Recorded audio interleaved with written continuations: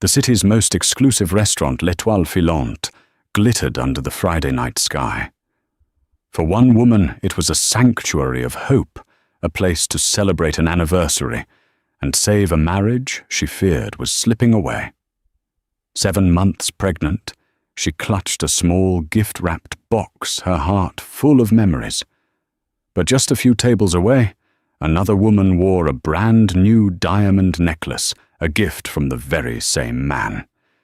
He was whispering promises to his mistress, completely unaware that his entire world, his billion-dollar empire, his reputation, and the life of his unborn child was about to shatter in the time it took to order a glass of champagne.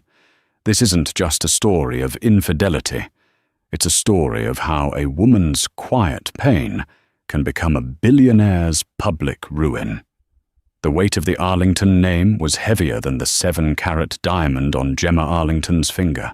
It was a name synonymous with old money, ruthless acquisitions, and a veneer of philanthropic grace that glossed over the family's predatory business tactics. Tonight, however, she wasn't Mrs. Arlington, the elegant socialite who chaired charity galas. She was just Jen, a woman trying to anchor her drifting husband, Declan. She checked her reflection in the gilded mirror of their penthouse hallway. The midnight blue silk gown was custom-made, designed to celebrate, not conceal, the gentle swell of her pregnancy. At 7 months, she felt both powerful and fragile, a vessel for a new life that was meant to be the cement in the foundations of their marriage, their son, a Arlington heir. "You look breathtaking," Phoebe said from the doorway, her best friend's voice a mixture of admiration and concern. "Are you sure about this? He's been so distant." Gemma turned, forcing a smile that didn't quite reach her tired eyes. "That's why tonight is important. It's our anniversary, Phoebes. Not the wedding one, the other one, the real one." She touched her stomach. "The 8th anniversary of our first date, right here at L'Étoile Filante. He can't have forgotten that. This is our place." Phoebe's silence was answer enough. Declan forgot everything that didn't have a dollar sign attached to it. He said he had a late-night merger meeting with the board from Singapore. Gemma continued more to convince herself than Phoebe. He was so apologetic. "But I'm going to go anyway. I'll order his favorite wine sit at our table, and when he's done, his assistant will tell him where I am. It's romantic, a surprise. Or a recipe for a lonely dinner," Phoebe muttered, earning a soft glare. Okay. I hope it's everything you want it to be. Just guard your heart, Jennen." Gemma picked up the small, heavy box from the mahogany table. Inside was a vintage Patek Philippe watch, one Declan had admired in a Geneva auction catalogue months ago. It was a piece of their history, a nod to a time when he looked at her with the same passion he now reserved for stock tickers. "He'll come," she whispered. Meanwhile, across town, Declan Arlington was fastening a necklace around a different woman's neck. The stones weren't diamonds of history and commitment, but of fire and immediacy, a spontaneous $1 million piece he'd bought that afternoon. "Declan, it's too much." Cassandra Reed gasped, though her hands were already tracing the intricate platinum setting. Her reflection in the mirror of her sleek, modern apartment, paid for by Declan, showed a woman in her late 20s, sharp, ambitious, with eyes that held none of Gemma's gentle weariness. She was dressed in a crimson dress that was a bold statement of intent. "Nothing is too much for you," Cassie Declan said, his voice a low murmur against her ear. He breathed in her perfume, a scent that was all sharp citrus and spice, a stark contrast to Gemma's soft floral signature. With Cassie, he wasn't a Arlington heir carrying the weight of a dynasty. He was just a man desired for who he wasn't what he represented. Or so he told himself. "But where are we going that deserves this?" she asked, turning to face him. You said it was a special night. I have a table at l'Étoile Filante, he said smoothly, ignoring the flicker of a memory, the ghost of a younger, more earnest version of himself, sitting at that very same restaurant with Gemma 8 years ago. He'd compartmentalized his life so effectively that the memory felt like it belonged to someone else. That was business. This was pleasure. The l'Étoile. I thought you could only get a table there if you booked months in advance or were literal royalty. He gave her a wolfish grin. I am Declan Arlington. That's better than royalty. He had in fact called his concierge and demanded they pull whatever strings necessary, leveraging his name and his colossal restaurant spending to secure a last-minute cancellation.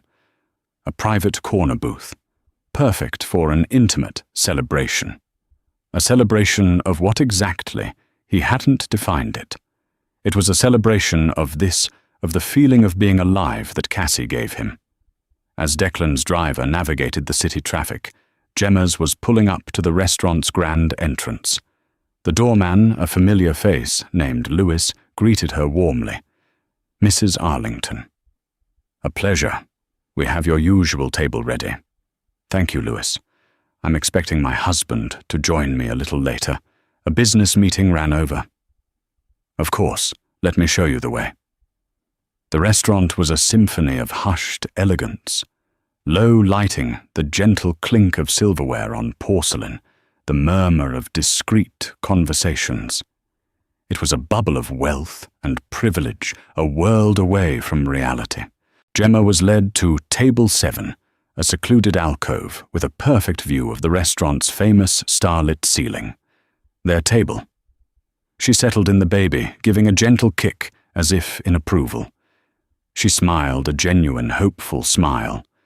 She ordered a bottle of the 2005 Chateau Margaux, Declan's favorite, and asked the waiter to decant it. It would be breathing perfectly by the time he arrived. 30 minutes later, Declan and Cassie were led through the main dining room. The maître d'Antoine was the soul of discretion.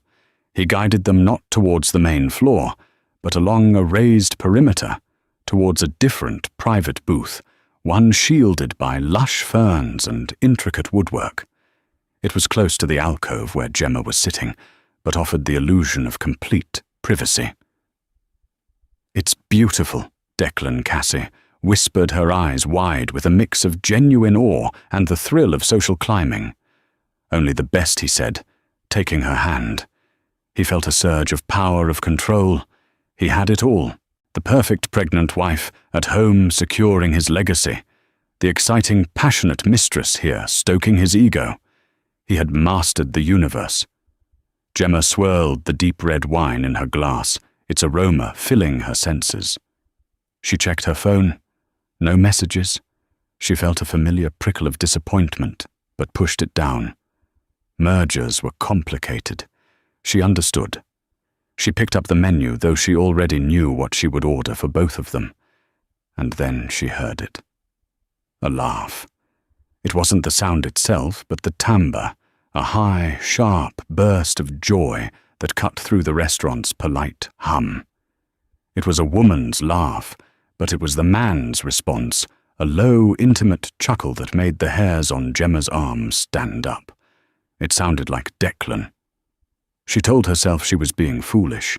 There were hundreds of men in the city with a similar laugh. She was just lonely and on edge. She took a sip of water, her hand trembling slightly. She looked around the restaurant, her gaze sweeping past celebrating couples and serious-faced businessmen. Her eyes snagged on a flash of crimson in a booth she hadn't noticed before, partially obscured by a large fern. She saw the back of a man's head. The dark, perfectly coiffed hair was unmistakable. The set of his shoulders in the bespoke Tom Ford suit was as familiar to her as her own reflection. And seated across from him was a woman with fiery auburn hair, her head tilted back as she laughed again. Around her neck, a cascade of diamonds glittered, catching the low light and throwing it back like a starburst. a new necklace. Time seemed to warp, stretching and thinning until it snapped. The ambient noise of the restaurant faded into a dull, distant roar, like the sound of the ocean heard from inside a seashell. Gemma's world narrowed to that one table. Her husband, Declan. He wasn't in a late-night merger meeting with the Singapore board. He was here, in their restaurant, on their anniversary, with another woman. The blood drained from her face. The baby in her womb, sensing her distress, gave a sharp, painful kick, a sudden jolt that brought a gasp to her lips. She placed a hand on her stomach, a purely instinctual gesture of protection.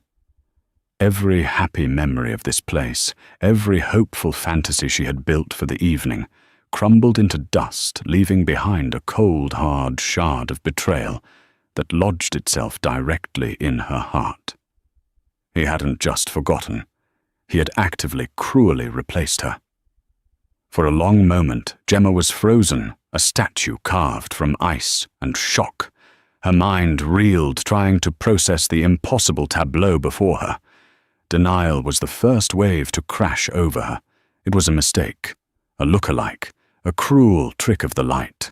But the way he leaned forward, the intimate angle of his body towards the woman, the proprietary smile on his face as he watched her speak it, was all Declan. Every gesture, every nuance was a dagger. Her first instinct was primal to flee, to run from the restaurant, from the humiliation, from the truth, to curl up in her bed and let the world dissolve. But then a different feeling began to smoulder in the pit of her stomach, a slow burning rage that was foreign and terrifyingly powerful. It was the protective fury of a mother. This man hadn't just betrayed her, he had betrayed their child. He was toasting to a new love while the vessel of his legacy sat just yards away alone. No, she would not run. She would not be the weeping, hysterical wife. She had given this man 8 years of her life, her loyalty, her body. She was Arlington now, and she would act like one. With a poise she didn't know she possessed, she gathered herself. Her movements were deliberate, almost unnaturally calm. She placed her napkin neatly on the table beside her untouched glass of wine. Then she stood up.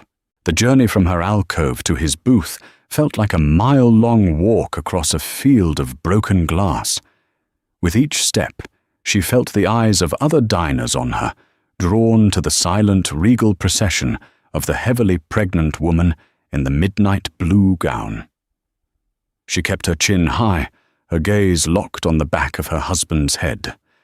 Declan was in his element, regaling Cassie with a story of a corporate takeover, embellishing the details to make himself sound like a modern-day conqueror. He lifted his glass of scotch, the amber liquid catching the light. And that, he said with a smirk, is how you turn a rival into a subsidiary. Cassie was captivated. You're incredible. She breathed her hand, reaching across the table to cover his. It was at that precise moment that a shadow fell over them. It is an impressive story, a quiet voice said. Declan's head snapped up. The confident smirk on his face evaporated, replaced by a mask of pure, unadulterated panic. His blood ran cold. Standing before him, her hand resting protectively on her swollen belly, was Gemma. She looked like an avenging angel, her face pale but her eyes burning with a cold, clear fire he had never seen before. "Gemma," he stammered, his voice a strangled whisper. He snatched his hand back from Cassie's as if he'd been burned. What are you doing here?" Cassie stared, her mouth slightly agape. She looked from Declan's horrified face to the pregnant woman standing over them. Confusion warred with indignation. Who was this, an ex-A business associate? Gemma's gaze didn't even flicker towards Cassie. Her eyes were locked on her husband, pinning him to his seat. "What am I doing here, Declan? I should ask you the same thing. I believe your merger meeting was at the office." Did the Singapore board decide to relocate to our table? The sarcasm was delivered with surgical precision, each word a perfectly aimed scalpel. It's not what it looks like, he managed the classic pathetic refrain of the guilty man. Oh, I think it is exactly what it looks like, Gemma replied, her voice dangerously soft. She finally allowed her eyes to drift to Cassie, a slow, dismissive appraisal that took in the crimson dress, the ambitious glint in her eyes, and the gaudy necklace. She looked at Cassie not as a rival, but as an unfortunate, predictable cliché. "Declan, who is this?" Cassie demanded, her voice sharp. She was not a woman who liked being ignored or looked down upon. Declan opened his mouth, but no sound came out. His brain, usually so quick and decisive, was short-circuiting. His two worlds had just collided with the force of a particle accelerator, and he was at ground zero. Gemma answered for him. "I'm his wife," she said simply, the words landing with the finality of a judge's gavel. Cassie's face went white. Wife Declan had told her he was in a loveless, sexless marriage of convenience, a business arrangement. He'd said they were practically separated, living in different wings of the house. He had certainly never mentioned that his estranged wife was carrying his child. She stared at Gemma's belly and the entire fantasy she'd built of a future as the next Mrs. Arlington began to fissure. The air grew thick and suffocating. Nearby diners began to notice their conversations faltering. This was better than theatre. What happened next? Nobody expected. Gemma didn't scream or cry or throw a drink. She simply pulled over an empty chair from a nearby table, the legs scraping softly against the polished floor, and sat down at the head of their booth. She was calm, composed, and utterly terrifying. She looked at the waiter who was hovering nearby, with a deer-in-the-headlights expression. "I seem to have lost my appetite for the wine," she said, her voice even. "Could you please bring me a bottle of still water and a glass for my husband's guest?" She gave Cassie a thin, brittle smile. "You must be thirsty. It takes a lot of energy to climb." The insult was so elegantly delivered that it took Cassie a moment to even register the sting. Declan looked like he was about to have a coronary. "Gemma, please, let's not do this here. Let's go home and talk." "Go home," she laughed, a short, bitter sound, devoid of any humour. "You mean the home where our son's nursery is waiting for him? The home I have been managing while you've been merging." She leaned forward, the full force of her presence directed at him. "No, I think we'll do this, right here, in our restaurant, at our table, or at least near it." She turned her attention back to Cassie, her demeanour shifting from icy fury to a strange, almost clinical curiosity. "Tell me," she began, "what version of his life has he sold you? Am I the frigid, career-obsessed wife who doesn't understand him? Or perhaps the sickly, unstable one he stays with out of pity? He tends to rotate those two." Cassie was flustered, blindsided by the attack. He loves me," she stammered the word, sounding weak and hollow, even to her own ears. "Does he?" Gemma's eyebrow arched. "Did he love you this morning when he kissed my stomach and told his son he couldn't wait to meet him? Did he love you when he approved the designs for the new family wing at our summer estate in the Hamptons? You see, the problem with Declan is that his love is a commodity. He invests it where he thinks he'll get the highest return." She then did something that shattered Declan's composure completely. She reached into her clutch and pulled out the small, beautifully wrapped gift box. She slid it across the table until it stopped in front of his plate. "Happy anniversary, darling," she said, her voice dripping with poison. 8 years since our first date. Here. You forgot, but I didn't." Declan stared at the box as if it were a bomb. The public setting, the anniversary, the pregnancy, it was a perfect storm of his own making, and Gemma was now the conductor. He was no longer the master of the universe. He was a trapped animal, and his wife was the hunter who had just closed the cage door. The romantic dinner was over. The trial had just begun. The silence that followed Gemma's pronouncement was a physical entity. It pressed in on them heavy and absolute. The gift-wrapped box sat between the three of them like a judgment. Declan couldn't bring himself to touch it. To do so would be to admit everything, to validate the entire horrifying scene. Cassie stared at the box, then at Gemma's serene, implacable face. Anniversary. The word echoed in her mind. Declan had told her tonight was special, a celebration of them. He had lied. It wasn't about her at all. She was just a prop in his desecration of a memory. The $1 million necklace suddenly felt like a cheap trinket, a vulgar payment for services rendered. Humiliation, hot and sharp, coursed through her. She wasn't his future. She was his dirty little secret. I don't believe this, Cassie said, finding her voice, which was now laced with a tremor of fury. She turned on Declan. An anniversary. You brought me here on your anniversary with your pregnant wife, Cassie. Just listen. Declan started reaching for her, but she recoiled. Don't touch me, she hissed. Have you no shame? No decency. Gemma watched the exchange with a detached calm like a scientist, observing rats in a maze of her own design. Oh, he has no shame, she interjected smoothly. Shame is for people with a conscience. Declan has a balance sheet. Isn't that right, darling? Everything is a calculated risk. I imagine I was low-risk, stable returns, while she gestured dismissively at Cassie was your high-risk, volatile asset. The business terminology, their private language being used to describe his infidelity, was a new level of evisceration. It stripped the affair of any romance or passion he had ascribed to it and exposed it for what it was, a transaction. Declan finally broke. He slammed a fist on the table, making the silverware jump. Enough, Gemma. This is not the place. This is the perfect place, she retorted, her voice rising for the first time, not in a shout, but in a crescendo of controlled power. You chose to disrespect me, our marriage, and our unborn child in public. So you will be held accountable in public. I want her to see you for who you are.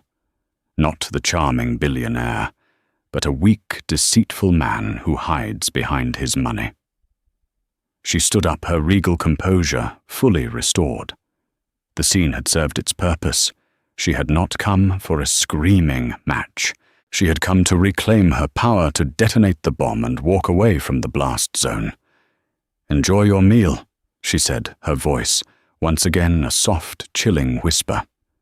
She looked directly at Cassie, a flicker of something that might have been pity in her eyes. And the necklace is lovely. I'm sure it will fetch a fair price. You'll probably need it. With that, she turned and walked away. She didn't look back. She navigated the tables with the same grace with which she had arrived, a queen abdicating a corrupt throne. As she passed the Metrodise station, Antoine simply inclined his head, his professional mask hiding a deep respect. He had seen a lot in his years at l'Étoile Filante, but he had never seen a public humiliation executed with such devastating elegance. The moment Gemma was out of sight, the spell broke. Cassie pushed her chair back violently.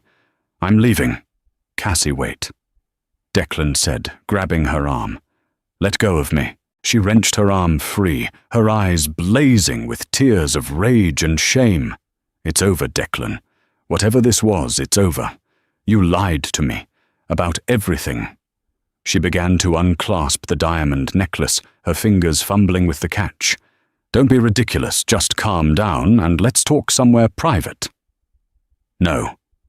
She finally got it undone and threw the necklace onto the table. It landed with a clatter next to the anniversary gift, a vulgar pile of diamonds next to a symbol of betrayed loyalty. She was right. I was a transaction. Keep your severance package. She stormed out of the restaurant, leaving Declan alone at the table, surrounded by the wreckage of his evening. The other diners were now openly staring, whispering behind their menus.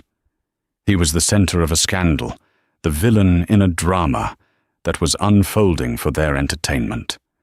He could feel their judgment, their pity, their morbid curiosity.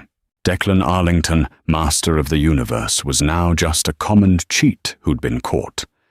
He stared at the two items on the table, the glittering necklace and the quiet, tasteful gift box. With trembling hands, he reached for the box. He tore off the paper and opened it. Inside, nestled on a bed of black velvet, was the Patek Philippe watch. Engraved on the back were the words, "For our family, for our future. All my love, G." A wave of nausea washed over him. It wasn't just an anniversary gift. It was a statement of faith, a belief in a future he had just incinerated. Gemma made it to the car before the facade cracked. The moment the door was closed, sealing her inside the soundproof bubble of the Rolls-Royce, the first sob tore from her throat. It was a ragged, guttural sound of pure agony. The calm, the control, the icy rage, it all melted away, leaving behind the raw, bleeding wound of betrayal. She curled in on herself, as much as her pregnant body would allow, her hands wrapped around her stomach, as if to shield her baby from his father's sins. The tears came in a torrent, hot and endless. She cried for the man she had fallen in love with 8 years ago, for the marriage she had fought so hard to preserve, and for the innocent child who would now be born into a broken home. Her phone buzzed. It was Phoebe. She answered, unable to speak, her sobs the only sound. "Jen, oh my God, Jen, what happened? Are you okay?" "He was there." Phoebes, she choked out between gasps. "He was there, with her. On our anniversary. She couldn't finish the sentence. "Where are you?" "I'm coming to get you." "No, I'm in the car. I'm coming to your place. I can't go home." "Not to that house. Of course. I'll be waiting. We'll figure this out, Jen. I promise. We'll figure this out." But as Gemma hung up, staring at the blurred city lights through her tear-filled eyes, she knew some things couldn't be figured out. They could only be survived. Declan, meanwhile, sat in the ruins of his date. He'd paid the bill in cash, an absurdly large amount, desperate to flee. He walked out into the cool night air, the watchbox heavy in his pocket. He tried to call Cassie, but the call went straight to voicemail. He tried again. Voicemail. She had blocked him. He then tried to call Gemma. The phone rang once, twice, then was silenced. She wasn't sending him to voicemail. She was actively rejecting his call. The finality of it was more terrifying than any shouting match. He got into his own car and drove not home, but to his office. The Arlington Tower, a monument to his power and success, felt different tonight. It felt like a tomb. He went up to the penthouse floor, the city lights sprawling beneath him. He had always found this view invigorating, a symbol of his dominion. Tonight, it just made him feel small and utterly alone. He poured himself a large scotch and sank into his leather chair. The reality of his situation was beginning to dawn on him. This wasn't a simple affair that could be smoothed over with an apology and a new piece of jewelry. The public nature of the confrontation, Gemma's pregnancy, the sheer, calculated cruelty of his actions, it was a perfect storm. And he hadn't even begun to consider the biggest complication of all. Gemma wasn't just his wife, she was a Harrington. Her father, Robert Harrington, was a titan of industry, a ruthless old-school patriarch who had single-handedly built a global logistics empire. Robert hadn't just approved of Declan, he had propped him up. Harrington Logistics was the primary partner for all of Arlington Corp's international shipping.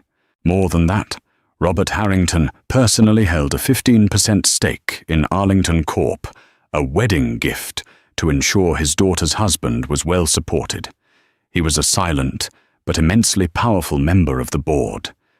Declan's blood turned to ice. He hadn't just humiliated his wife. He had declared war on Robert Harrington. The fallout from this wouldn't be a messy divorce. It would be a corporate extinction event. His phone buzzed on the desk. The caller ID flashed a name that made his heart stop. Robert Harrington. He stared at it, his hand hovering over the phone, paralyzed by a fear he hadn't felt since he was a child. He had not only lost his wife, he had very likely just lost his empire. Declan let the call from Robert Harrington go to voicemail. It was an act of pure cowardice, and he knew it. A moment later, a text message appeared. It contained no words, just a single ominous summons. My office. 8 a.m. tomorrow. Don't be late.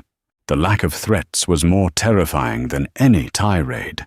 It was the calm, quiet command of a man who didn't need to raise his voice to be obeyed. Declan felt a cold dread seep into his bones. This was no longer a marital dispute. It was a hostile takeover of his life. He spent a sleepless night at his office, alternating between pacing the floor, drinking scotch, and rehearsing speeches that sounded pathetic and hollow even to himself. He tried calling Gemma again and again, but the calls were rejected every time. By dawn, he looked like a ghost of his former self, disheveled, red-eyed, and reeking of fear. Meanwhile, at Phoebe's apartment, Gemma had cried herself to exhaustion. Phoebe had tucked her into bed, fielding calls from a frantic Mrs. Arlington Sr., and of course from Gemma's father. "She's safe with me, Robert," Phoebe had said, keeping her voice low. "She's sleeping now. Just be there for her tomorrow." "I'll do more than that," Robert Harrington's voice had replied, cold as steel. "That boy has forgotten who his wife is. I'm about to remind him." When Gemma awoke, the sun was streaming through the window. For a blissful second, she forgot. Then the memory of the restaurant, of Declan's face, of the other woman, came rushing back, and the pain was as fresh and sharp as it had been hours before. But something had shifted in the night. The despair was still there, but it was now overlaid with a crystalline, diamond-hard resolve. She wasn't just a victim. She was a Harrington. And she was a mother. Phoebe came in with a cup of tea. "Your father called. He wants Declan in his office at 8. Gemma nodded, taking the cup. Her hands were steady. "Good. What are you going to do?" She took a slow sip, letting the warmth spread through her. "First, I'm calling my lawyer, the best divorce attorney in the country. Second, I'm calling my OB-GYN for an emergency checkup to make sure the stress hasn't harmed the baby. And third," she looked at Phoebe, her eyes clear and determined, "I'm going to my father's office. I won't be in the room. But I want to be there when Declan comes out. I want him to see me." At precisely 8 a.m., Declan walked into the Lion's Den. The offices of Harrington Logistics were the opposite of his own sleek, modern tower. They were old-world power, dark wood, thick carpets that absorbed all sound, and walls covered with oil paintings of stern-faced ancestors. Robert Harrington was waiting for him in his cavernous office, not behind his desk, but standing by the large window, overlooking the financial district, his back to the door. He was a tall, imposing man in his late 60s with a full head of silver hair and an aura of absolute authority. "Robert, why?" Declan began. "Sit," Robert said without turning around. It wasn't a request. Declan sat in one of the leather chairs facing the desk, feeling like a schoolboy called to the principal's office. Robert turned slowly, his face an unreadable mask of granite. "I received a call from my daughter at 2 o'clock this morning." She was hysterical. "Do you have any idea what extreme stress can do to a woman in her 3rd trimester? To my grandson, I am so sorry.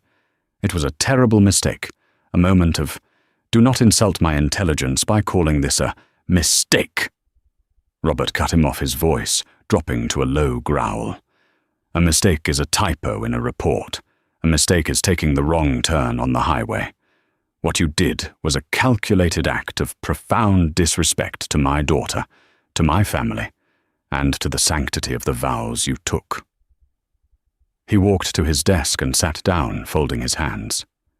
"When I consented to your marriage with Gemma, I did so under the assumption that you were a man of character, that you understood what she was worth. Clearly, I was wrong. I overestimated you." Declan felt his throat tighten. "I love Gemma. I can fix this." Robert actually laughed, a harsh, humorless bark. "Love, you don't know the meaning of the word. You know about acquisitions, about leverage, about assets. You saw my daughter as your most valuable asset, the one that secured you an alliance with me. And you devalued her. In business, when an asset underperforms so spectacularly, we divest." The word hung in the air. Divest. "The 15% of Arlington Corp that I hold," Robert continued, his voice dangerously calm, "is held in a trust that stipulates it is contingent upon your continued good standing as Gemma's husband and the father of her child. My lawyers are currently reviewing the moral turpitude clause. I believe your very public philandering qualifies." Declan's world tilted on its axis. "You would torpedo my company, your own investment." "My investment was in my daughter's happiness, you arrogant fool. The money is irrelevant. You have failed to deliver a return. So I'm pulling my capital. I'm also instructing the board of Harrington Logistics to begin reviewing our partnership contracts with Arlington Corp. We will be exploring alternatives." This was it. The corporate death sentence. Losing the Harrington contracts would be a catastrophic blow, sending his company's stock into a nosedive. A public battle with Robert Harrington would make him radioactive to other investors. "You can't," Declan whispered, the words catching in his throat. "I can," Robert said, standing up. The meeting was over. "You have 48 hours to get your affairs in order. I suggest you find a very good lawyer. Now get out of my office. You are no longer welcome in my building or in my family." Numb Declan staggered to his feet and walked out of the office. The long corridor seemed to stretch into infinity. As he reached the elevator bank, he saw her. Gemma was standing there talking quietly with Phoebe. She was dressed not in a morning gown, but in a crisp, cream-colored maternity pantsuit. She looked strong, professional, and completely in control. Their eyes met. In his, there was desperation, pleading regret. In hers, there was nothing, a complete and total absence of feeling. It was as if she were looking at a stranger, a piece of furniture, something so insignificant it barely registered. That look was more devastating than any tears or screams. It was the look of absolute erasure. He had ceased to exist for her. The elevator doors opened and he stumbled inside.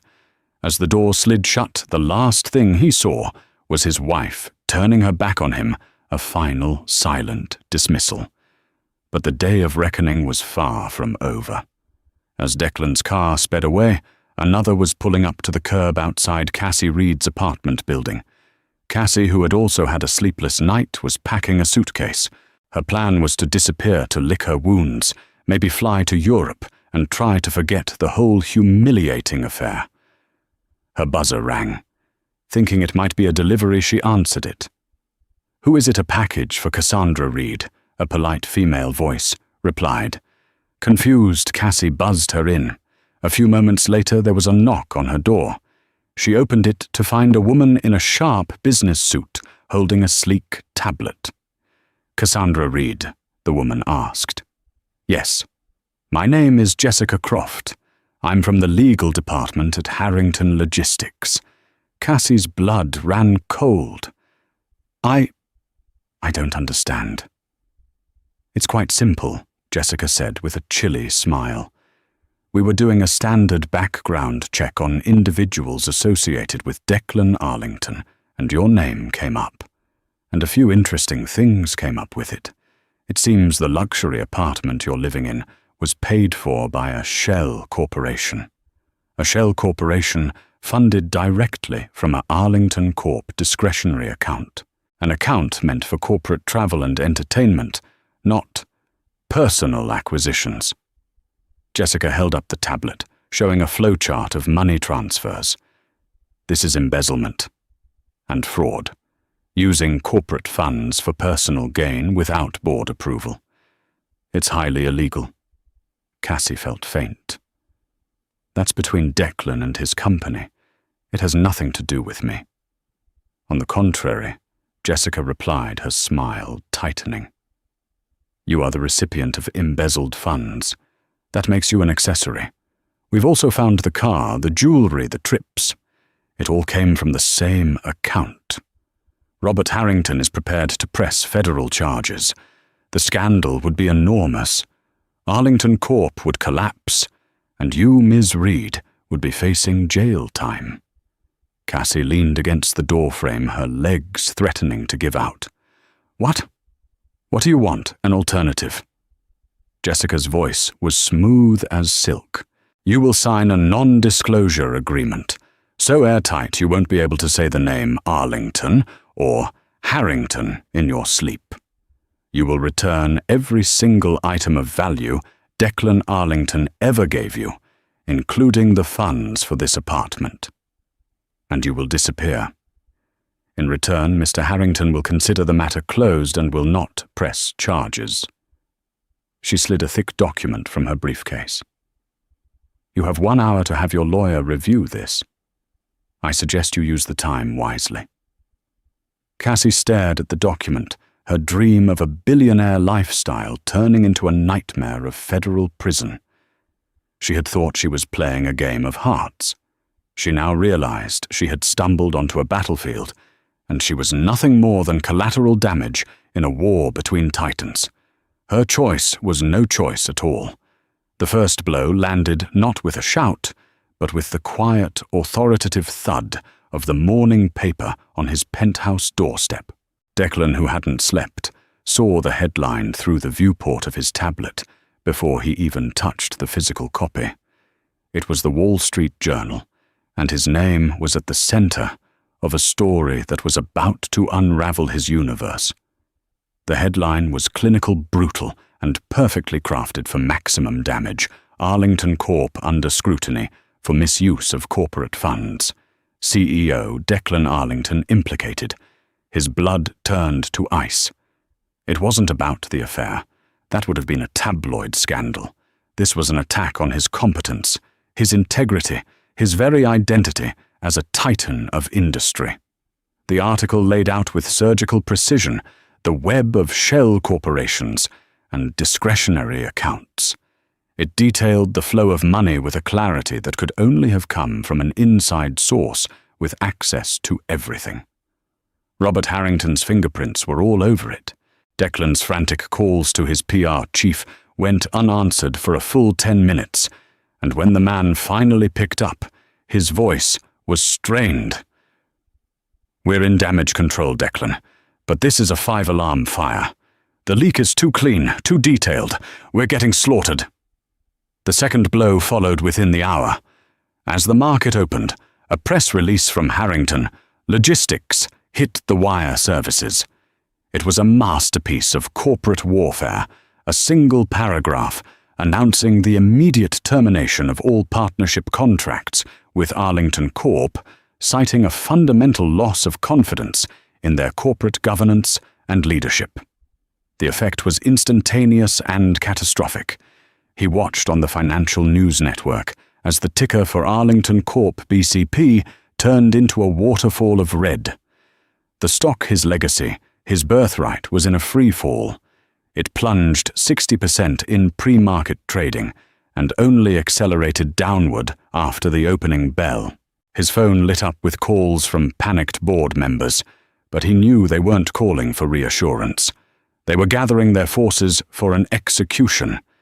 The emergency board meeting was convened for noon. When Declan walked into the boardroom on the 50th floor, the atmosphere was glacial. These were men he'd known his whole life, men who had played golf with his father. Today they looked at him as if he were a stranger, a liability that had to be neutralized. Their faces were masks of grim resolve. "Declan Ork," said Lawrence Shaw, the eldest board member, and his father's once closest friend, "this is a catastrophe. You've exposed this company to federal investigation and shareholder lawsuits. Your personal indiscretions have become a material threat to this entire organization.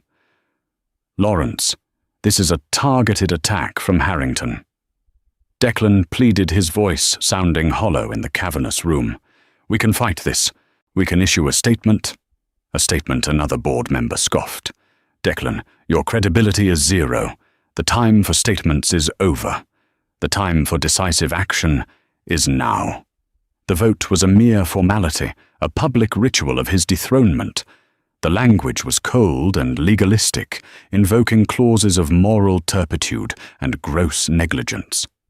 Within an hour of entering the room, Declan Arlington was no longer CEO, no longer chairman, and was forced to tender his immediate resignation from the board of the company that bore his name. He walked out of the boardroom in a daze, his security pass already deactivated. An assistant he barely recognized handed him a cardboard box containing the few personal items from his desk. As he walked through the bustling office floor, the place that had been his kingdom, a sudden silence fell. No one would meet his eye. They stared at their screens, at their papers, anywhere but at the fallen emperor, being escorted from his own palace. He retreated to the vast, empty penthouse. The silence there was heavier, more profound. It was the silence of failure. Days bled into a week, each one punctuated by another sterile, devastating email from his lawyers. Gemma had filed for divorce. Her petition was airtight, citing his very public infidelity. The prenuptial agreement, a document he had once boasted was ironclad, was now revealed to be a finely wrought cage of Harrington design. Its infidelity clause was merciless. "She gets the penthouse," Declan, his lawyer, explained over the phone, his voice devoid of sympathy. "She gets the Hamptons estate. She gets primary custody of the child, and you will pay a significant amount in support. Furthermore, she is entitled to a settlement that includes a large portion of your personal stock portfolio." The lawyer paused. "My advice, don't fight it. Robert Harrington is playing for keeps. He will bury you. Sign the papers. Salvage what little you have left." Amidst the legal carnage, another ghost from his past vanished. He received a small insured package containing a single key, the key to Cassie Reed's apartment. There was no note. His lawyer later confirmed that she had signed a formidable NDA and returned every gift of value. She had been a casualty, a piece swept from the board in a game she never knew she was playing. He felt a fleeting pang of something, not love, but a shared sense of ruin before his own self-pity consumed it. She had an escape route. He did not. 2 months later, in the quiet, sterile wing of a private hospital, Gemma held her son for the first time. As the baby, wrapped in a soft white blanket, was placed in her arms, a wave of love so profound and overwhelming washed over her that it cleansed the last traces of her old life's pain. He was perfect. He had her eyes and a stubborn tuft of dark hair. Looking at his tiny, innocent face, she knew with absolute certainty that her future was right here in her arms. "He needs a name," Phoebe whispered from her side, tears in her eyes. Gemma smiled, a genuine, radiant smile that reached deep into her soul. "Spencer," she said softly. "Spencer Harrington Arlington." She kept her husband's name for her son, for it was part of his story, but she placed her own family name before it, like a shield, a declaration of where his true strength, his true loyalty, and his true heritage would lie. Declan was a name on a document. Harrington was a legacy of survival and power. The divorce was finalized without fanfare. Gemma, now independently and immensely wealthy, moved with a quiet purpose that awed everyone around her. She didn't retreat into a life of leisure. Instead, she took a leading role at the Harrington Foundation, channeling her intellect and newfound resilience into philanthropic work. She wasn't just writing checks. She was on the ground, championing causes for single mothers and underprivileged children, her empathy forged in the fires of her own ordeal. She was no longer a beautiful accessory to a powerful man. She was power itself, redefined on her own terms. Declan, in contrast, learned to live with the constant low-grade humiliation of his new reality. He was still a rich man, but the currency he had truly valued, power, influence, respect, was gone. He operated a small private equity firm out of a nondescript office, his name a permanent stain that kept him out of the circles he once commanded. He became a ghost in the city that was once his playground, a cautionary tale whispered at cocktail parties. Almost a year to the day, after that night at l'Étoile Filante on a crisp autumn afternoon, Declan found himself walking aimlessly through Central Park. The air was cool, the leaves were turning, and the world felt peaceful in a way his own life was not. And then he saw her. Across a sun-dappled lawn, Gemma was pushing Spencer in a stroller, laughing at something Phoebe had said. She knelt down to adjust Spencer's blanket, her movements full of a tender, unhurried grace. He saw the curve of her smile, the easy joy in her posture, the vibrant life radiating from her and their son. It was a perfect, self-contained world of happiness, a world he had been invited to share and had carelessly burned to the ground. He stood frozen in the shade of an old oak tree, a spectator watching a life he was meant to be living. He was close enough to see the color of her coat, to see Spencer wave a tiny, chubby hand in the air. A desperate, foolish urge to call out to her, to explain, to beg rose in his throat, but it died before it could form a sound. Just then, Gemma looked up, her gaze sweeping across the field. For a single heart-stopping second, her eyes passed directly over him. He saw no flicker of recognition, no flash of anger, no hint of lingering pain. He saw nothing.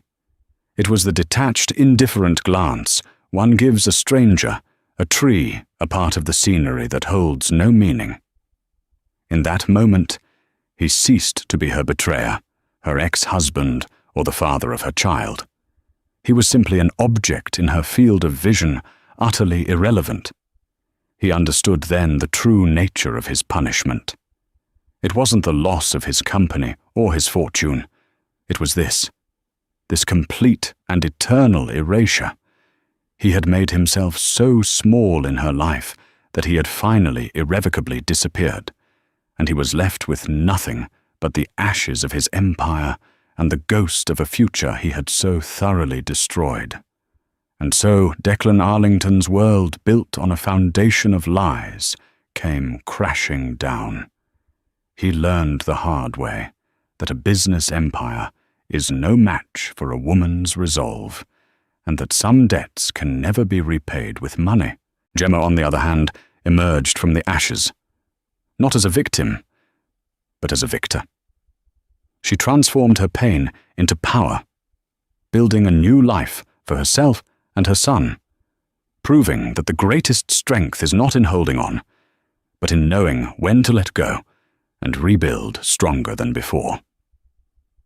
This story is a powerful reminder that our choices have consequences that can ripple out and change everything. What did you think of Gemma's incredible strength? Was Declan's downfall justified? Let us know your thoughts in the comments below.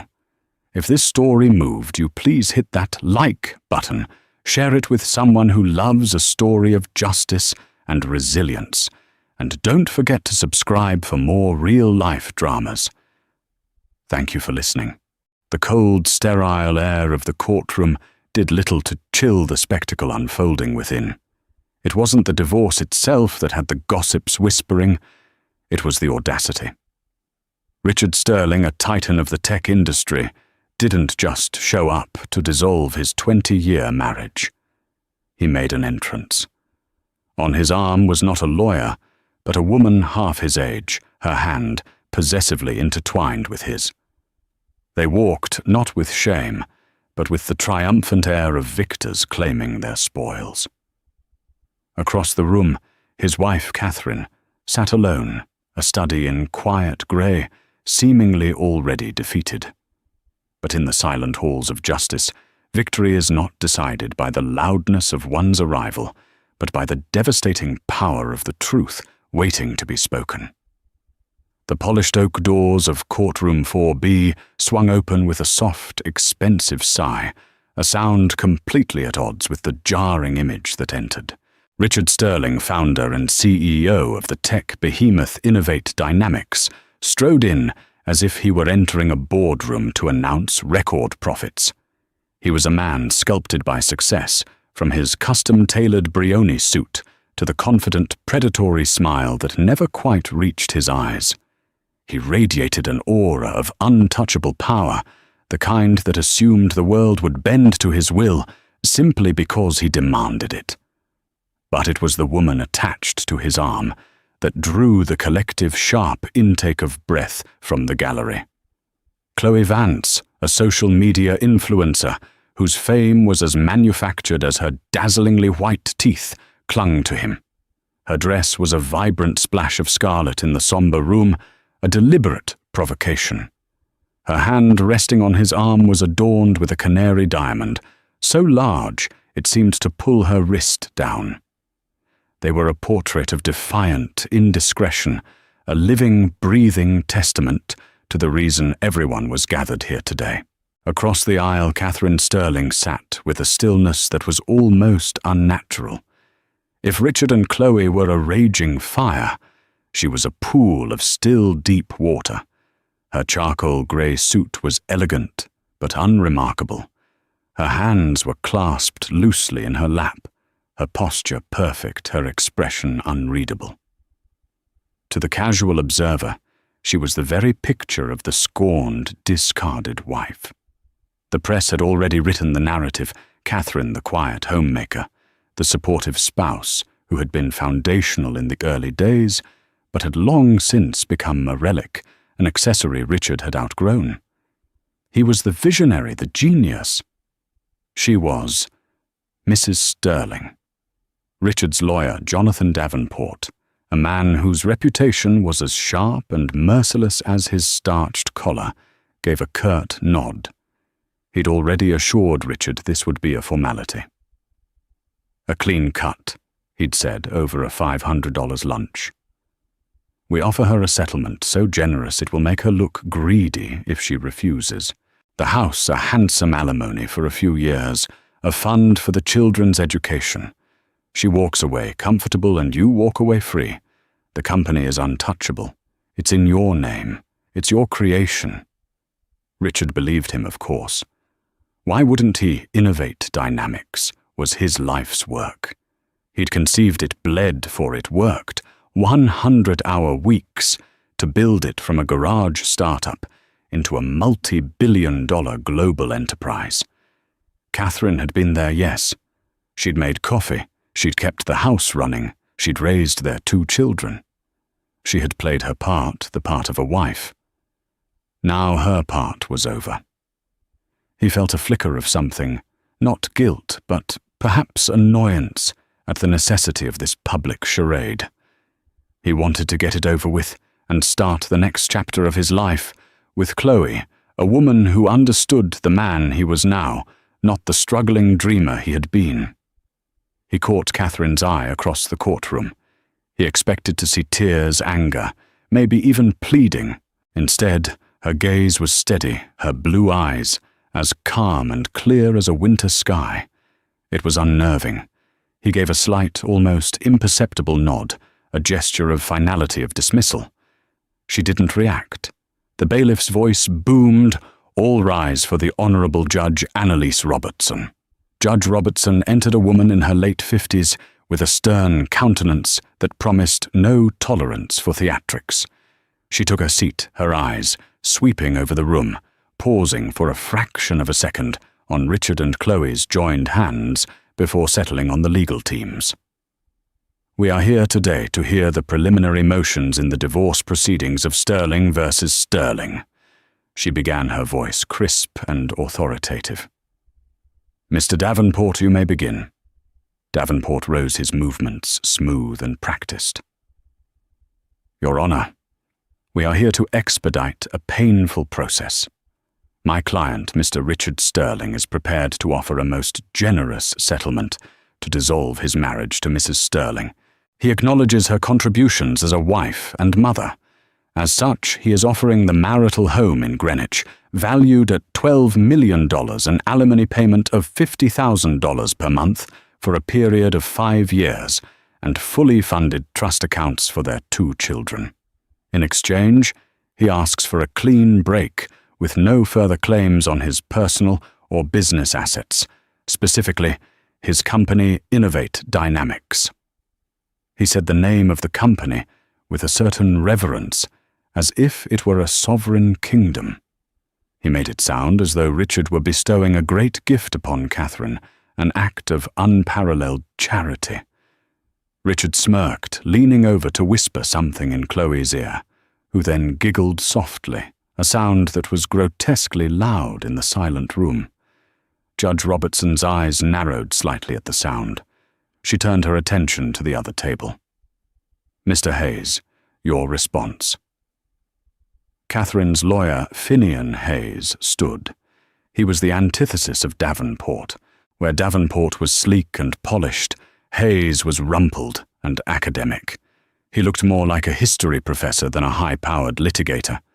He adjusted his spectacles, his movements deliberate. "Your Honor," Hayes began, his voice calm and even, "we thank Mr. Sterling for his offer." He let the word hang in the air, infusing it with a subtle irony. "However, we must reject it in its entirety. It seems Mr. Sterling and his counsel are operating under a significant misapprehension regarding the ownership of the assets in question." Davenport scoffed audibly. "A misunderstanding, Your Honor. The founding documents of Innovate Dynamics are a matter of public record. Richard Sterling is the founder, the chairman, and the CEO." "Indeed," Hayes replied, his voice never rising. "He is all of those things. But a title is not the same as a title deed. My client is not seeking a piece of Mr. Sterling's company." He paused, letting the silence stretch, drawing the focus of every person in the room. "She is simply here to retain what is already hers." A confused murmur rippled through the gallery. Richard's smile tightened at the edges. What was this game? This was posturing a desperate last-ditch attempt to squeeze more money out of him. He felt a surge of anger. How dare she, after everything he had given her, try to tarnish his name and lay claim to his empire? He squeezed Chloe's hand, a silent reassurance that this was merely a pathetic delay of the inevitable. The stage was set. The lines were drawn, and in his mind, the final act had already been written. He was about to find out just how wrong he was. 22 years ago, there was no Innovate Dynamics. There was no Greenwich Mansion or Brioni suit. There was just a cramped third-floor walk-up apartment in Palo Alto that always smelled faintly of burnt coffee and ozone from an overworked computer. There was Richard Sterling, a man with a wildfire of ambition in his belly and a head full of revolutionary ideas about data compression algorithms. And there was Catherine Mallory, a quiet, brilliant software engineer who had just graduated top of her class from MIT with a dual degree in computer science and applied mathematics. They had met at a university tech symposium. Richard was the charismatic speaker painting grand visions of the future on a whiteboard. Catherine was the attendee in the third row, who after his talk approached him, not with fawning praise, but with 3 pointed questions that identified the fundamental flaws in his proposed architecture. Richard, to his credit, was intrigued rather than insulted. He saw in her a mind that was sharper and more systematic than his own. He was the dreamer. She was the architect who could build the scaffolding for those dreams. Their courtship was a whirlwind of code and takeout cartons. Their love language was beta testing and debugging. While Richard could charm investors and articulate a vision, it was Catherine who spent sleepless nights writing the elegant foundational code that would become the company's cornerstone. The first proprietary algorithm, the one that could compress massive data files to a fraction of their size with zero loss of integrity, wasn't Richard's brainchild. It was Catherine's. She'd conceived it for her graduate thesis. When Richard proposed marriage, he also proposed a business partnership. "You and me, Kate," he'd said, his eyes alight with genuine fervor. "We'll change the world. I'll be the face, the salesman.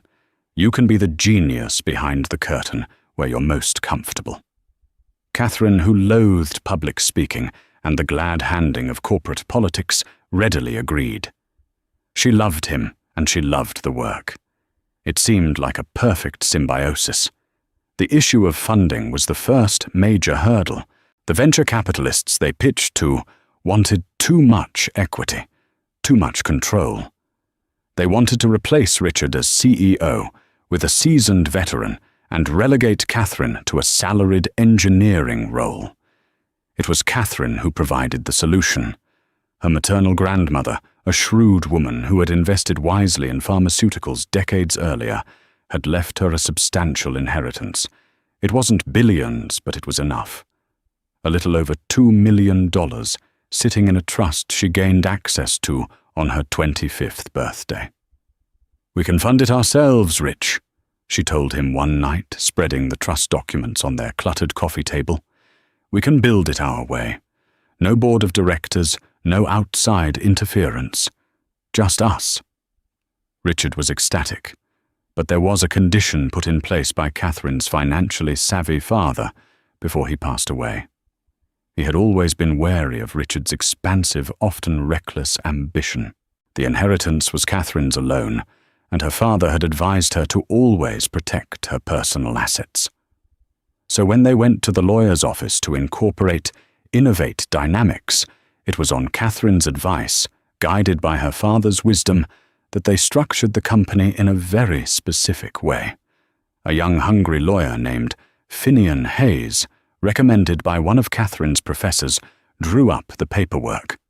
"It's simple," Hayes had explained, pointing to the relevant clauses. "The initial $2 million capital injection comes directly from a trust in the sole name of Catherine Mallory.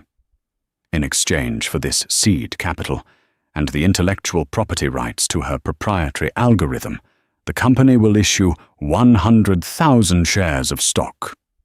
He slid a second document across the table. This document, the shareholder agreement, allocates those shares to reflect his role as the driving force in business development and to give him the operational title he needs. Mr. Richard Sterling will be allocated 49,000 shares, or 49%. He will be named chairman and CEO. The remaining 51,000 shares, 51%, will be allocated to Mrs. Catherine Sterling in recognition of her full capital contribution and ownership of the core IP. She will be a silent partner. Richard had barely glanced at the numbers. He was looking at the line that named him CEO. That was all that mattered. "A silent partner, exactly," he'd said, beaming at Catherine. "It's just a formality, a piece of paper. We're in this together, 50-50 partners for life." He signed the documents with a flourish. Catherine signed after him, her signature, neat and precise. She knew it wasn't just a formality. It was a fail-safe. A quiet acknowledgement that while she was giving him her heart and her genius, she was holding on to the key. Not because she didn't trust him then, but because she was pragmatic enough to understand that the future was an unwritten page. In the first 5 years, their partnership thrived. Richard's relentless drive built the company's profile, while Catherine's quiet, continuous innovation kept their technology years ahead of the competition. She worked from a home office after their first child, Daniel, was born, and then again after their daughter, Sophie, arrived. She was the company's secret weapon, the unseen engine powering the meteoric rise of Innovate Dynamics. Richard was celebrated on the covers of Forbes and Wired as a lone visionary. He never corrected them. Slowly, imperceptibly at first, he began to believe his own press. "I built this," became his mantra. The "we" of their early days faded from his vocabulary. He started to see Catherine's contributions not as a partnership, but as a supporting role. She was managing the house and kids, which in his mind freed him up to build the empire. He forgot about the late nights she still pulled refining code after the children were asleep. He forgot that the core patents that made their new products possible were filed under her name before being assigned to the company she owned. He forgot the source of the $2 million that had started it all. The distance grew. He spent more time at corporate galas than at the dinner table. His business trips became longer, his explanations vaguer. Then came Chloe Vance, a woman who looked at him with the same awe and adoration the fawning magazine articles did. She saw the titan of industry, not the ambitious young man who once nervously asked a brilliant woman for help with his flawed architecture. When Richard told Catherine he wanted a divorce, his tone was that of a CEO downsizing an underperforming department. It was a business decision.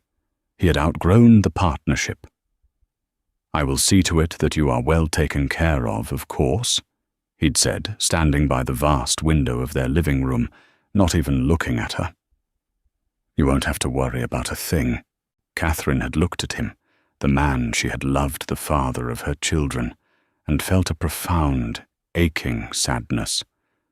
But beneath the sadness was a foundation of steel she had laid for herself 22 years earlier. She hadn't said a word. She had simply picked up the phone and called the only lawyer whose name she had kept for over 2 decades, Finian Hayes. Back in the courtroom, the air crackled with tension. Davenport, for the first time in his professional life, seemed momentarily thrown. He recovered quickly, his professional outrage masking his surprise. "Your Honor, this is a desperate and frankly insulting tactic." He boomed, his voice resonating with indignation. "Mrs. Sterling is attempting to lay claim to a global corporation based on some vague, unsubstantiated notion of early involvement. The fact remains Mr. Sterling built Innovate Dynamics. His name is synonymous with the brand. Her 20-year absence from the corporate world speaks for itself." Judge Robertson looked at Finian Hayes, her expression impassive. "Mr. Hayes, you made a bold claim. I trust you have more than rhetoric to support it." "I do, Your Honor," Hayes said calmly. He walked to his briefcase and pulled out a single slender folder. He didn't present a mountain of paper. He presented a single sharp spear. "I would like to enter into evidence Exhibit A." He handed a document to the court clerk, who passed it up to the judge. A copy was delivered to Davenport, who snatched it from the clerk's hand.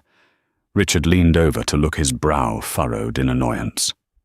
"Exhibit A," Hayes announced to the court, "is a certified copy of a bank draft from the Bank of New York, dated April 12, 2003. It is for the amount of $2,150,000. The draft is drawn from the Mallory Family Trust, of which the sole beneficiary and signatory was, and is, Ms. Catherine Mallory, now Catherine Sterling. The recipient of the draft is a newly incorporated entity by the name of Innovate Dynamics." Davenport's eyes scanned the document. He couldn't refute it, The paper was clear, the bank certification impeccable. He cleared his throat. Your Honor, a seed investment, while appreciated, does not equate to ownership in perpetuity. It was a loan, a spousal contribution to a joint venture. It has been repaid 1,000 times over through the lavish lifestyle Mrs. Sterling has enjoyed.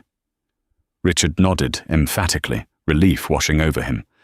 Of course, it was a loan. He'd forgotten the exact details, but that must have been it. A loan, Mr. Davenport, Hayes asked, his voice still placid. There is no loan agreement, no promissory note, no record of any repayment. Because it was not a loan. It was a capital investment, and one does not simply get repaid for a founding investment. One gets equity. He then turned to the judge. Which brings me to Exhibit B. He produced another document. Exhibit B is the United States Patent and Trademark Office filing for patent number 6/7/421, colloquially known as the Sterling compression algorithm. This is the cornerstone technology upon which Innovate Dynamics was built. The patent was granted on October 4, 2003. The sole inventor listed on the application is Catherine Mallory. A low gasp rippled through the gallery. Chloe, who had been looking bored, now sat up straight, her eyes darting from the judge to Richard. Richard's face was turning a dangerous shade of red. It was true, he remembered now. She had to be listed as the inventor for legal reasons, but it was his vision, his project. She was just the coder. A technicality, Davenport sputtered, getting to his feet. Mrs. Sterling assigned this patent to the company, as is standard practice for any employee or founder. It's corporate property. You are correct, Mr. Davenport. She did assign the patent to the company. Hayes agreed with a serene nod. She assigned her intellectual property to the corporate entity. But one must ask, who exactly is the corporate entity? Who owns it? A company is not an abstract concept. It is a legal structure owned by its shareholders. Richard was now vibrating with barely suppressed rage. This was a circus. His private life, his company being dissected by this rumpled, unassuming little man. He leaned forward and hissed at Davenport. "Shut him down, Jonathan. This is ridiculous." Davenport held up a hand to quiet his client.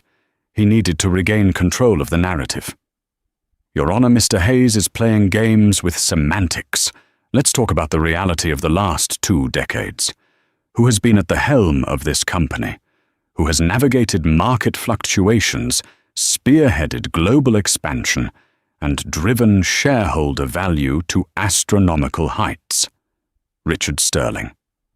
Where has Mrs. Sterling been at home? Raising their children. A noble pursuit to be sure, but not one that earns you a stake in a multi-billion-dollar enterprise. The argument seemed to land. It felt like common sense. The man who runs the company owns the company. Hayes waited patiently for Davenport to finish. He let the silence sit for a moment before he spoke. Mr. Davenport paints a compelling picture, he conceded. But the law is not concerned with pictures. It is concerned with facts and documents. Mr. Sterling has indeed been the public face, and the CEO and my client has never contested his effectiveness in that role. She was, in fact, his biggest supporter. She was content to be the silent partner while she raised their family, knowing her investment, both financial and intellectual, was secure. "There is no silent partner," Richard suddenly yelled, unable to contain himself. He shot to his feet, pointing a finger at Hayes. "There is no partner. There is me. I built it. Me. Mr. Sterling, control yourself." Judge Robertson's voice cut through the air like a shard of ice. "Sit down, now. Another outburst like that, and I will hold you in contempt." Richard, his face a mask of fury, slowly sat down. Chloe placed a placating hand on his arm, but he shook it off. Hayes remained unperturbed by the outburst. He walked back to his briefcase. His movements were slow, deliberate each step, building the suffocating pressure in the room. "Your Honor," he said, his voice dropping slightly, drawing everyone in. "Mr. Davenport and his client are correct about one thing. The founding documents of Innovate Dynamics are indeed a matter of public record. They are quite clear, and I believe it's time we all reviewed them together." He pulled out a third folder. It was thicker than the others, bound in a simple blue cover. He didn't introduce it as an exhibit. He simply held it. "This," he said, "is the Articles of Incorporation and the original executed shareholder agreement for Innovate Dynamics, dated April 12, 2003. Signed by both Richard Sterling and Catherine Sterling." He walked over to the defense table and handed a copy to Davenport. Richard grabbed it, his hands trembling slightly as he flipped it open. His eyes raced across the dense legal text, searching for the clause, the line, the single sentence he had dismissed as a formality 2 decades ago. And then he saw it, in black and white, unambiguous, irrefutable. Shareholder allocation, Catherine Mallory Sterling, 1, the 1,000 shares, 51%. Richard Sterling got 1,000 shares, 49%. The blood drained from his face. The courtroom, the people, the low hum of the air conditioning, it all faded into a deafening roar in his ears. It wasn't a mistake. It wasn't a typo. It was the truth, written in ink, sealed by his own arrogant signature. A truth he had managed to forget for 22 years. The silence in the courtroom was a physical entity. It was heavy, suffocating, broken only by the frantic rustle of paper as Richard Sterling read the shareholder agreement again and again, as if hoping the words would magically rearrange themselves. His face, which had been flushed with anger moments before, was now a pale, waxy mask of disbelief. He looked up from the document, his eyes wide with a dawning horror, and stared at Catherine. She met his gaze, and for the first time that day, her expression shifted. There was no triumph, no smug satisfaction. There was only a profound, quiet sorrow. It was the look of a woman who was not winning a war, but simply ending one that had been waged against her in silence for years. Chloe Vance, sensing the seismic shift in the room's atmosphere, leaned closer to Richard. "What is it, Rich? What's wrong?" She whispered, her voice laced with a confusion that was rapidly turning to panic. He didn't answer. He couldn't. Davenport was on his feet, but the usual bluster was gone. He looked like a man who had confidently walked onto a solid-looking bridge only to find it was a hologram. Your Honor. This document, we contest its validity. It's 2 decades old. Subsequent filings, corporate actions. Judge Robertson cut him off, her voice devoid of sympathy. Mr. Davenport, are you suggesting this foundational document has been superseded? Was there ever a corporate action to reissue or reallocate these Class A voting shares, a buyback, a sale? Is there any document filed with the SEC or any other regulatory body that invalidates this shareholder agreement? Davenport opened his mouth, then closed it. He knew as well as she did that there wasn't. Why would there be? Richard, in his supreme confidence, had never seen the need. He ran the company as his personal fiefdom. The board was stacked with his allies, the corporate filings were rubber-stamped. No one had ever thought to question the foundational ownership structure because the CEO, Richard Sterling, had never imagined it was in question. His 49% stake, combined with his force of will, had always been more than enough to maintain absolute control. He'd forgotten that in the cold, hard world of corporate law, will is irrelevant. Only numbers matter. And he was short by 2%. Judge Robertson adjusted her glasses and looked down at the copy of the agreement before her. She read the critical passage aloud, her voice clear and precise, each word a hammer blow against the crumbling edifice of Richard Sterling's world. The allocation of the initial 100,000 shares of Innovate Dynamics Inc. shall be as follows: 51,000 shares to Catherine Mallory Sterling, and 49,000 shares to Richard Sterling. She looked up from the page, her gaze sweeping past the stunned lawyers, past Richard's ashen face, and settling firmly on Catherine. It seems there has indeed been a grave misunderstanding in this courtroom. The judge stated, her tone icy. She then turned her steely eyes directly on Richard, who was still holding hands with his mistress, a detail that had not escaped her notice. She delivered the line that would be on the front page of every financial newspaper by morning. "Mr. Sterling," she said, her voice ringing with authority, "it appears you've brought a guest to a private matter concerning corporate assets. This is a divorce proceeding, not a shareholder meeting. However, given that the primary asset in question is Innovate Dynamics, the court must address the controlling party." She paused, letting the weight of her next words settle on the room.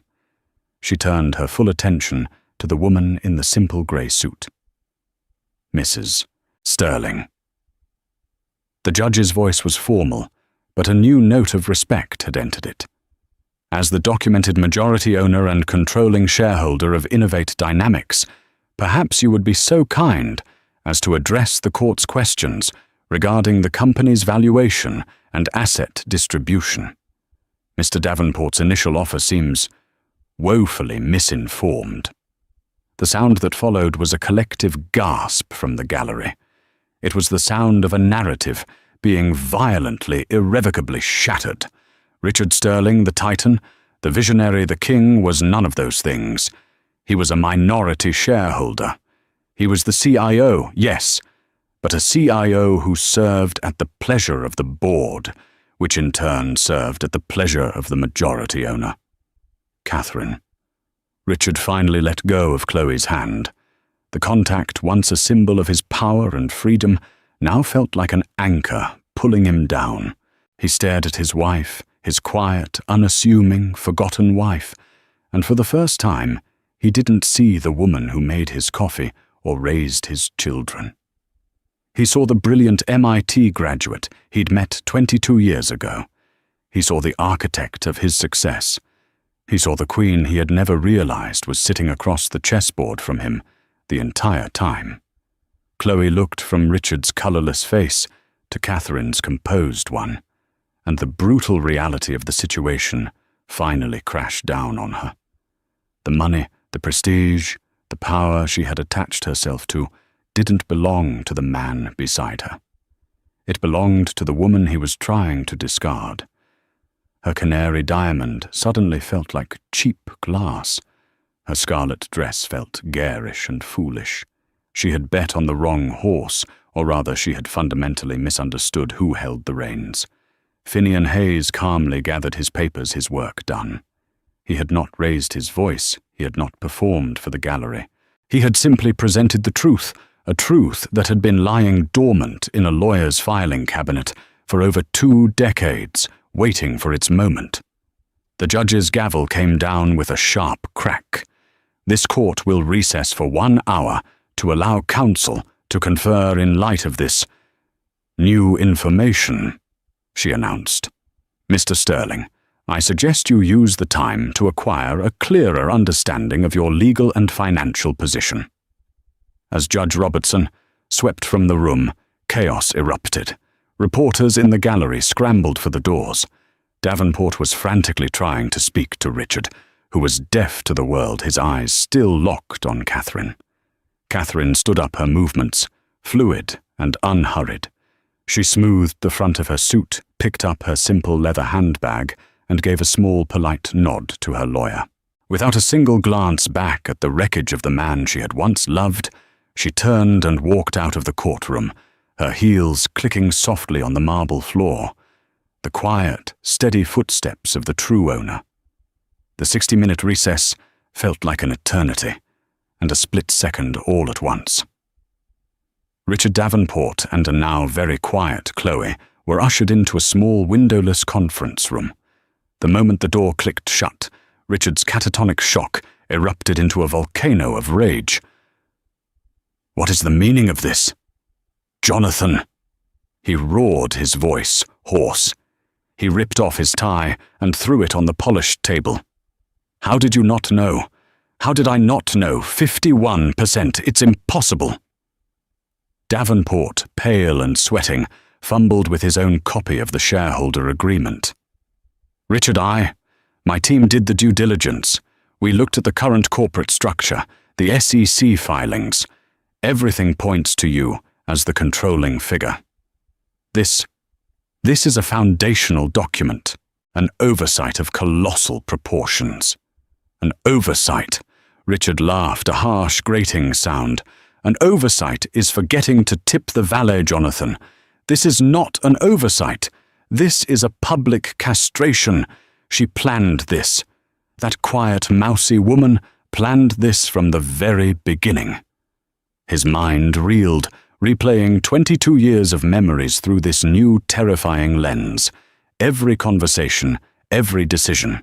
Her insistence on using her inheritance instead of taking on venture capital. Her suggestion to use that quiet little lawyer, Finian Hayes. Her lack of interest in a corporate title. "I'm happy behind the scenes, Rich," she used to say. He'd thought it was modesty, a lack of ambition. Now he saw it for what it was. Strategy. She hadn't wanted a title. She had the one that mattered most, owner. Chloe finally found her voice, a thin, reedy sound. "Richard, what does this mean for us?" He whirled on her, his eyes wild with fury and humiliation. "What does it mean?" he spat. "It means the penthouse you're redecorating isn't mine to give. It means the jet we flew to Aspen on belongs to a company she controls. It means that ridiculous rock on your finger was bought with money from a checking account that she is the majority beneficiary of. That's what it means." Chloe flinched as if struck. The transactional nature of their relationship was suddenly laid bare under the harsh fluorescent lights of the drab room. Her currency had been her youth, her beauty, her adoration of his power, and his power had just been revealed as an illusion. She looked down at her hands, the life she had imagined for herself, the society pages, the charity galas, the title of the second Mrs. Sterling, evaporating like a mirage. Meanwhile, in a much calmer room down the hall, Catherine sat with Finian Hayes, sipping a cup of black tea. Her hands were perfectly steady. "You were magnificent, Finian," she said, her voice soft but firm, "just as I knew you would be." Hayes smiled, a rare and genuine expression. "I simply presented the facts, Catherine. You're the one who had the foresight to establish them 22 years ago. I've often wondered if you knew this day would come." Catherine stared into her teacup for a long moment. "I didn't know," she said truthfully. "But my father taught me to hope for the best and prepare for the worst. I hoped our partnership would last forever. But I prepared for the reality that Richard's ambition might one day consume his loyalty. I never wanted to use this. It was my insurance policy. But when he brought that woman into a court of law, holding her hand as if to erase my 22 years of life with him, he didn't just ask for a divorce. He tried to nullify my very existence. He cashed the policy himself." The hour passed. When they were recalled to the courtroom, the atmosphere had changed entirely. The whispers were louder, the stares more intense. When Richard Davenport and Chloe re-entered, they looked like a defeated army. Chloe had taken a seat in the back of the gallery, physically distancing herself from the man who was no longer her golden ticket. Richard sat heavily at the table, his expensive suit looking rumpled and ill-fitting. The arrogance was gone, replaced by a hollowed-out emptiness. He was no longer a titan. He was just a man in a courtroom, staring down the barrel of a life he had completely misunderstood. Davenport rose his voice, now subdued, all the fight gone out of him. "Your Honor," he began, his voice raspy. "In light of the documents presented, the plaintiff, Mr. Sterling, requests a continuance to review his position." Finian Hayes stood. "Your Honor, we object to a continuance of the divorce proceedings. However," he added, looking at Catherine, who gave a slight nod, "my client is willing to table the discussion of asset division to a later date to be handled privately. We have more pressing matters to attend to." Judge Robertson raised an eyebrow. "And what might those be?" "Mr. Hayes, my client." Hayes announced his voice, carrying a new weight. "In her capacity as the majority shareholder of Innovate Dynamics, has instructed me to inform the court that she will be calling an emergency meeting of the Board of Directors for 9 a.m. tomorrow morning." A fresh shockwave went through the room. This wasn't just about the divorce anymore. This was a corporate takeover. Hayes continued his words directed at the court, but clearly intended for Richard. "The agenda for the meeting will include a full review of executive leadership, a forensic audit of the last 5 years of corporate expenditures, and a vote on the future of the chairman and CEO position." Richard's head snapped up. It was one thing to lose the divorce. It was another thing entirely to be publicly and professionally executed. He was going to be fired from his own company, by his own wife. The finality of it was absolute. Catherine wasn't just taking back her share. She was taking back her company. She was taking back her life. The gavel fell again, granting the adjournment of the asset discussion.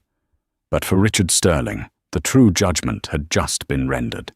He was left sitting at the table, a king dethroned in his own court, the echo of the gavel sounding like the slamming of a prison door. The Innovate Dynamics boardroom was on the 50th floor, a glass-encased sanctuary of power overlooking the sprawling city of San Francisco. It was Richard's domain, a room designed to intimidate and impress. The centerpiece was a monolithic slab of polished obsidian that served as a table, surrounded by 16 leather chairs. Richard had always sat at the head, the city his backdrop, the master of his universe.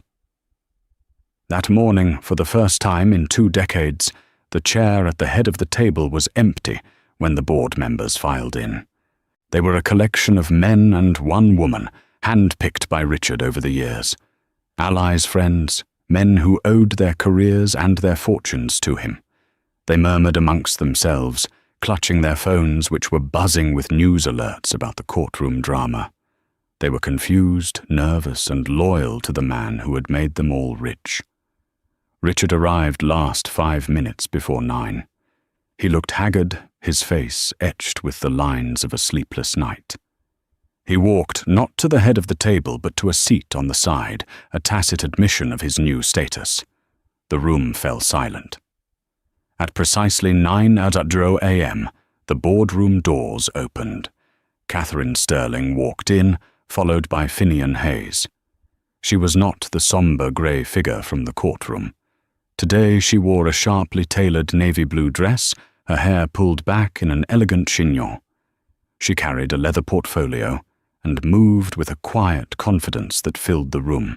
She was not a wife seeking alimony. She was a shareholder arriving to protect her investment.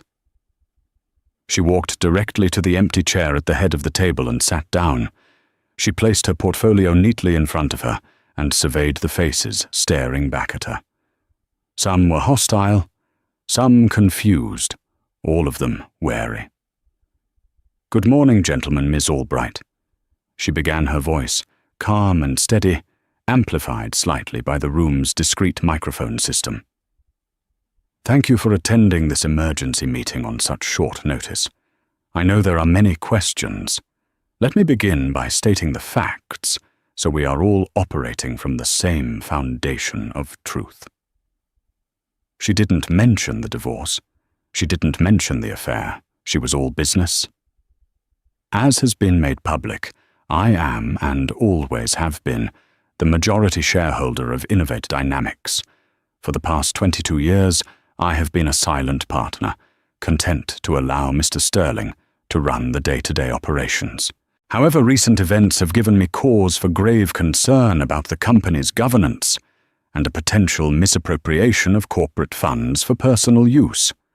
Therefore, I have decided to take a more active role in protecting this company's future. A board member, a long-time friend of Richard's named Gerald Finney, cleared his throat.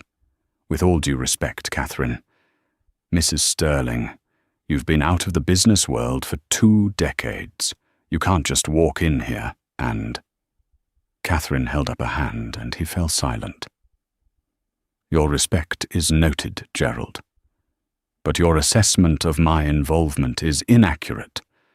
While you may not have seen me in this boardroom, I have never been out of the business. Who do you think wrote the source code for our new Quantum Leap predictive AI? Who do you think holds the 3 key patents that our entire next-generation product line is based on? She let the question hang in the air. The board members exchanged uneasy glances. The company's recent surge in stock price was almost entirely due to the revolutionary quantum leap technology, which everyone had attributed to Richard and the R&D department. Catherine opened her portfolio. I'm not a homemaker who got lucky with a stock certificate, she said, her voice turning to steel. I am the chief architect of this company's core technology, and I have watched from the sidelines as my work has been leveraged to fund a lifestyle of excess and recklessness that is now threatening the company's reputation and financial stability. She slid a file across the table. This is a preliminary review of corporate expense reports from the CEO's office for the last fiscal year. It details over $2 million in client entertainment and travel expenses that appear to have no corresponding business purpose. Private jets to St. Bart's, extended stays at the Hôtel de Paris in Monaco, $500,000 in jewelry from a single vendor in New York, all billed to the company. She looked directly at Richard. These are not the actions of a responsible CEO. They are the actions of a man who has forgotten the difference between the company's treasury and his own personal piggy bank. Richard, who had been sitting in stony silence, finally spoke. This is a farce. It's a personal vendetta. Is it, Richard? Catherine countered, her voice dangerously soft. Was it a personal vendetta when you leveraged company assets to secure a personal loan for a $50 million penthouse? Was it a personal vendetta when you put your mistress on the corporate payroll as a brand consultant at a salary of $300,000 a year? The board was stunned into silence. These were details they had never been privy to. Richard's face was ashen. He had been caught, and he knew it. Catherine pressed her advantage. This company is not a toy. It's not a vehicle for one man's ego. It is a corporation with a fiduciary duty to its shareholders, all of them, and its employees. That duty has been neglected. That ends today. She stood up, her presence commanding the room. I am exercising my right as the majority shareholder. I am calling for a vote of no confidence in the current chairman and CEO, Richard Sterling. All in favor. She raised her hand. For a moment there was a stunned silence. Then slowly, one by one, the hands went up. First, Ms. Albright, the sole woman on the board who had always been marginalized by Richard. Then a younger member who was more loyal to the stock price than to the old guard. Then another. They saw the writing on the wall. The power had shifted. Loyalty to Richard was now a liability. Finally, even Gerald Finney, Richard's old friend, reluctantly raised his hand. Richard was left sitting there alone, his hands flat on the obsidian table, as the vote against him became unanimous. "The motion carries," Catherine announced, her voice even betraying no emotion. "Richard, your employment with Innovate Dynamics is terminated effective immediately. Security will escort you from the building. Your personal effects will be sent to you." She then turned to the stunned board. "I am also proposing an interim CEO to guide the company through this transition. Effective immediately, I will be assuming that role. My first act will be to freeze all non-essential executive spending and to initiate a full independent forensic audit. We will reassure our investors, we will refocus our strategy, and we will move forward, stronger and more transparent than before." She stood there at the head of the table, no longer Catherine Sterling, the scorned wife, but Catherine Mallory, the founder, the inventor, and the new CEO. It wasn't an act of revenge. It was a restoration. The Queen, long in exile, had finally taken her throne. The weeks that followed were a whirlwind of controlled chaos. The story of Catherine Sterling's boardroom coup became a media sensation, a modern-day corporate fairy tale. She was portrayed as a folk hero, a symbol of quiet strength and female empowerment. Magazine covers that once featured Richard's smirking face now ran cover stories on "The Silent CEO" and "The Queen of Code Who Reclaimed Her Kingdom." Catherine ignored the noise. She was not interested in becoming a celebrity. She was interested in running her company. She worked with a quiet, relentless efficiency that both impressed and terrified the old guard at Innovate Dynamics. She didn't rule with Richard's bombastic, ego-driven style. She managed with logic data and a deep, intrinsic understanding of the technology that powered the company. Her first week, she walked the floors of the R&D department, talking to the engineers not as a CEO, but as one of their own. She spoke their language of algorithms and processing power. She identified brilliant, overlooked engineers, many of them women, who had been stifled under Richard's regime, and promoted them to leadership positions. Morale, which had been flagging, began to soar. The employees realized their new leader was not a corporate raider, but the soul of the company they had been missing all along. The forensic audit revealed the true depth of Richard's financial malfeasance. He had been treating the company like his personal ATM for years. Armed with irrefutable proof, Catherine's legal team finalized the divorce. There was no negotiation. There was a settlement. Richard was stripped of his remaining 49% stake in the company as compensation for the funds he had embezzled. He was left with a single personal bank account containing a few $100,000, a fraction of what he had considered pocket change. The Greenwich mansion, which Catherine had never truly felt at home in, was sold. The proceeds were used to set up charitable foundations in her children's names. Richard Sterling, the man who had everything, was left with almost nothing. His name, once a byword for success, was now a cautionary tale. Friends and allies from his former life stopped returning his calls. Chloe Vance had disappeared the day after the first court hearing, her social media accounts suddenly scrubbed of any mention of him. He was alone, a ghost haunting the edges of a world that had once been his. Catherine, meanwhile, moved into a tasteful but understated apartment in the city closer to the office. She found that the trappings of wealth Richard had craved meant very little to her. What she loved was the work, the challenge, the act of creation. Her relationship with her children, Daniel and Sophie, who were both in college, transformed.